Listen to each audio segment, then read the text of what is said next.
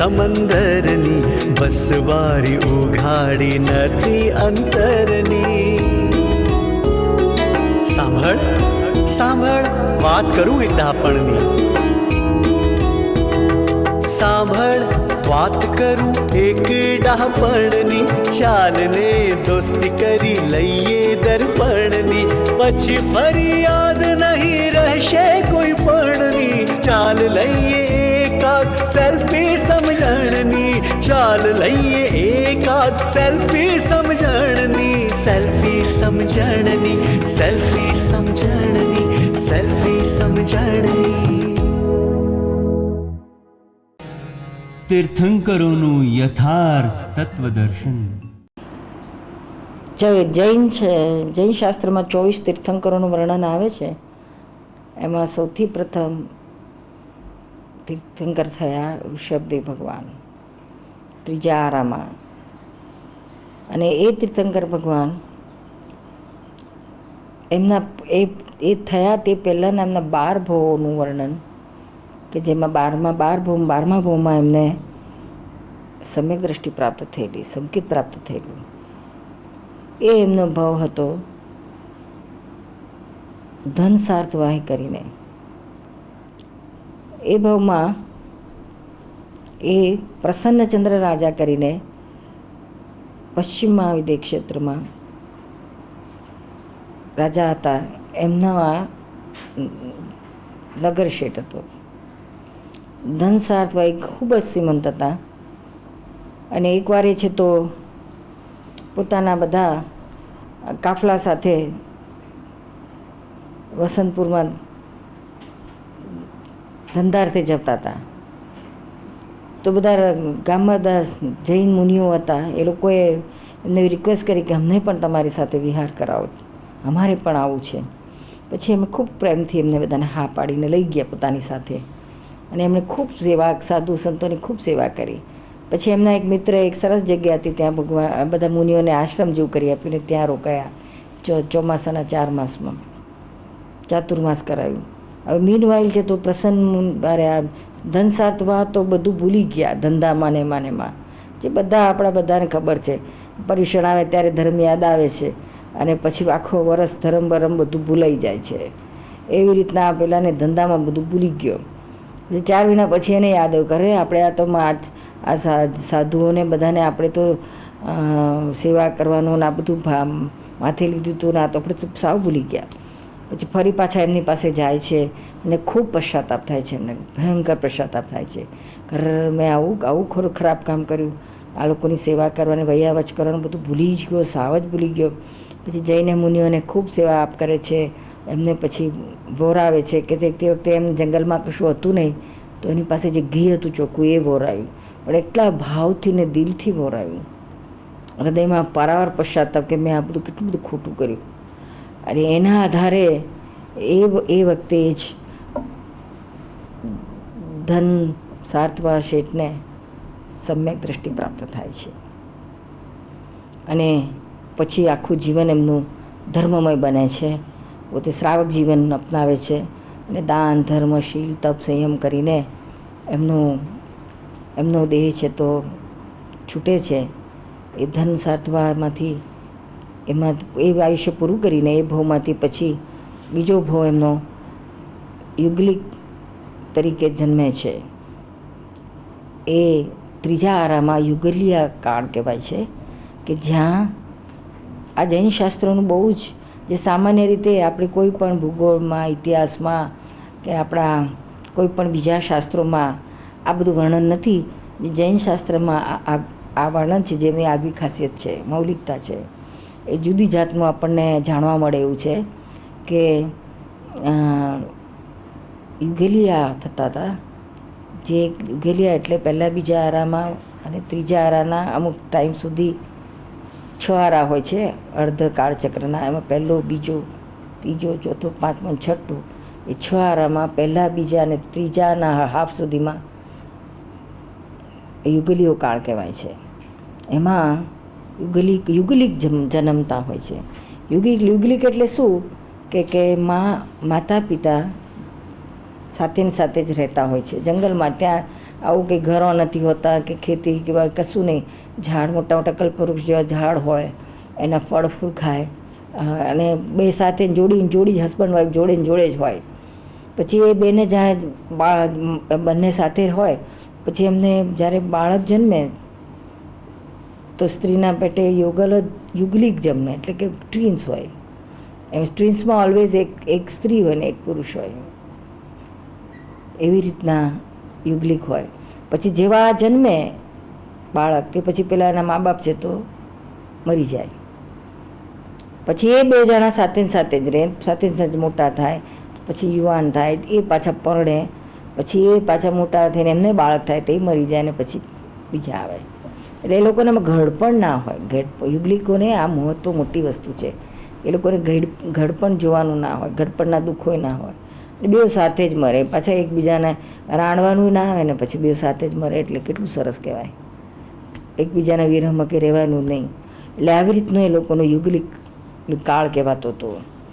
અને એમાં આ ઋષભદેવનો અને એટલું સુંદર એ કાળ હતો. એમાં ખાવા પીવાનું આ તે બધું કુદરત જ સપ્લાય કરતી હતી. કોઈને દુઃખ ના હોય, ચિંતા ટેન્શન ના હોય, કશું જ ના હોય. શું એમાં આ મોટી વસ્તુ એમ યુગલિક કાળમાં હોય છે. અને કલ્પવૃક્ષ જેવા મોટા મોટા વૃક્ષો એના ફળથી જ આ લોકો જીવન જીવતા હોય છે. એટલે રાંધા બાંધાની કે કડાકૂટને આપણે બહેનોને તો કેટલું બધું કામ કરવાનું હોય. આખો દાડો રસોડાથી બહાર જ ના નીકળવાનું હોય.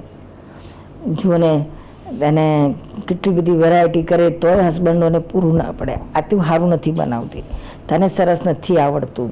આ પેલી સવાર ત્યાં સુધી રસોડામાં કૂટાય, પીઝા બનાવે, પાઉંભાજી બનાવે, પછી બધું મેક્સિકન બનાવે ને ચાઇનીઝ બનાવે, બધું જાતનું બનાવે.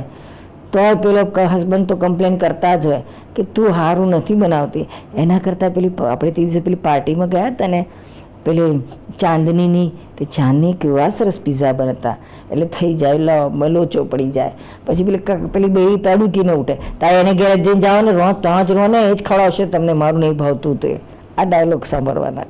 એના કરતાં આ જો આ કાળમાં આપણા ભાગે આ આવ્યું. અને યુગલિક કાળમાં તો કેવું સરસ, બહેનોને કશું કરવાનું નહીં, આરામથી ફરો, ગામ ફરો, જ્યાં જોઈએ ત્યાં ફરો. કુદરત બધું જ સપ્લાય કરે. કેવા પુંશાળી હશે. અને ફળ ફૂલ એવા જાતના એવા તો કલ્પનામાં ના આવે એવા ફળ ફૂલો બધા હોય. એ ખાઈને બધા જીવતા. એ યુગલિક કાળ જેને કહેવામાં આવે છે. અને એ યુગલિક કાળનું આવું વર્ણન છે.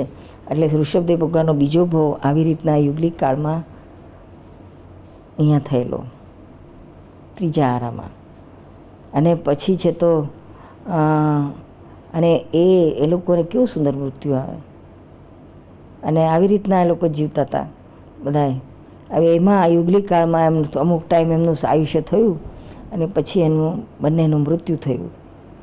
અને એમનો જીવ ત્રીજા ભાવમાં દેવગતિમાં જાય છે.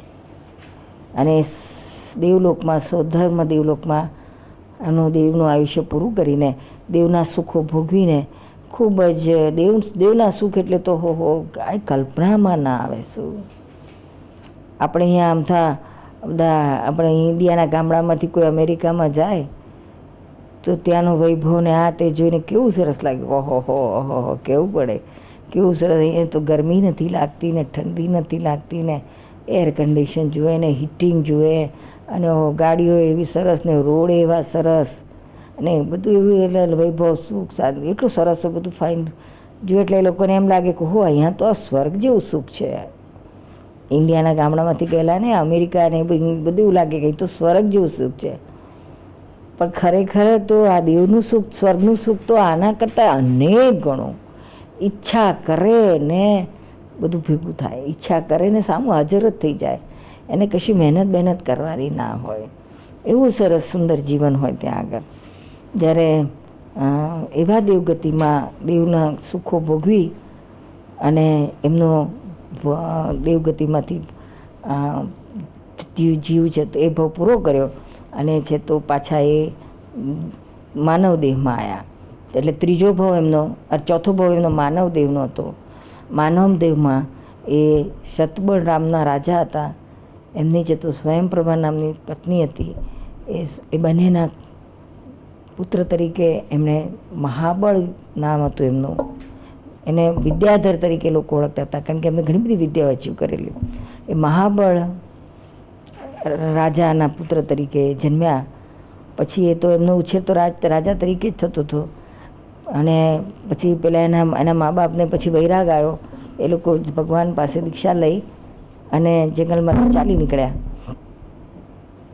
ત્યાર પછી એમને રાજગાદી ઉપર બેસાડ્યા મહાબળને. એ મહાબળ છે તો રાજ ચલાવતા હતા, પણ એમને 5-6 મંત્રીઓ હતા.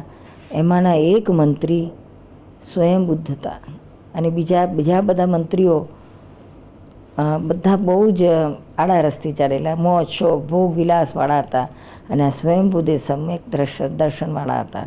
એટલે બહુ સાત્વિક હતા અને ધર્મપરાયણ હતા, અને મોક્ષનો ધ્યેય સાથે જ રહેતા હતા. પણ એના ભાગ્યે જે આવ્યું એ કાર્ય કરતા હતા, અને રાજાનો મંત્રી તરીકે સલાહ આપ્યા કરતા હતા. પણ પેલા લોકો બીજા મંત્રીઓનું રાજા ઉપર પ્રભાવ વિશેષ હોવાથી રાજા પોતે ભોગ વિલાસમાં ડૂબેલા હતા, અને રાજમાં પણ એવું જ બધું અંધાધૂંધી હતી. પછી એક દિવસ આ સ્વયંબુદ્ધ મંત્રીને આ ગમે નહીં જોઈને અંદર બહુ જ વિચારાને જીવ કચવાય કે આ ખોટું થઈ રહ્યું છે, પણ રાજાને કેવી રીતના સમજાય. પછી એક દિવસ હિંમત કરીને એમણે ભર સભામાં રાજાને બધાની વચ્ચે જ બહુ ઉપદેશ આપ્યો કે તમે આ કરો છો ખોટું કરો છો, આ બધો વિલાસ કરો છો, આ બધું ટેમ્પરરી છે, આ બધાનો એન્ડ આવવાનો છે. તો પેલો રાજા કે પણ મારી તો યુવાની છે, ગઈડપણમાં તું કહે છે બધું કરીશ. પછી પેલો કે પણ તમને ખબર છે આ યુવાની કેટલી ટકવાની છે? કારણ કે સ્વયંબુદ્ધ મંત્રીને આગલા દિવસે જ એક બધા મુનિ મહારાજો આવ્યા હતા જેને અવધિ જ્ઞાન હતું. અવધિ જ્ઞાન એટલે આગળ ઘણા અવધ સુધીનું, ઘણી ટાઈમ સુધીનું એ લોકો જોઈ શકે, આગળનું પાછળનું બધું જોઈ શકે. પણ અવધ એટલે અમુક લિમિટ હોય, અનલિમિટેડ ના હોય. કેવળ જ્ઞાનમાં અનલિમિટેડ હોય, અવધિ જ્ઞાનમાં લિમિટેડ હોય, પણ એ જોઈ શકે.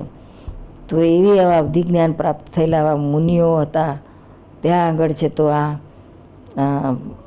સ્વયંબુદ્ધ મંત્રી ગયા હશે એમના દર્શન માટે. પછી એમની પાસે એમણે પોતાના હૃદયની વ્યથા કરી કે અમારા રાજા આવા છે કે છે, અને આનું શું થશે, મને એનો બહુ ભાર છે, કારણ કે રાજા આવા તો પ્રજા કેવી, કારણ કે એના ઉપર જ આધાર છે, રાજા ઉપર. એટલે પેલા મુનિ મહારાજે કહ્યું એમને કે તારા રાજાનું હૃદય પરિવર્તન થશે અને ખૂબ ઊંચો જીવ થઈ જવાનો છે ટૂંક જ સમયમાં. તમે એની ચિંતા છોડો, પણ એનું આયુષ્ય માત્ર 1 જ મહિનો છે, એથી વધારે નથી જીવવાના. તો પેલાને તો સ્વયં બુદ્ધ મંત્રીને તો એકદમ થયું કે આ તો આવું બધું છે, ચાલો. તરત જ દોડ્યો રાજા પાસે અને ભર સભામાં રાજાને એણે ઉપદેશ આપ્યો. પછી રાજાએ જ્યારે એમ કહ્યું કે મારે તો હજુ તો જુવાની છે મારી, હજુ જ્યારે મારે ઉંમર થશે, ગયડો થઈશ, ત્યારે હું કરીશ બધું. જનરલી આજકાલ બધા યુવાનોને આ જ મગજમાં રમતું હોય છે. એટલે મગજમાં બધા યુવાનોને આ જ રમતું હોય છે કે આ ગઈડપણ 50-60 વર્ષ પછી, આ બધું 60 વર્ષ ઉંમર થશે ને પછી આપણે કરશું બધા વાનપ્રસ્થાશ્રમ ને પછી વાત આગળ. It's Dada Bhagwan Foundation presentation. Trimandir Sankul, Adalaj, District Gandhinagar, Gujarat. Phone 9327 010101.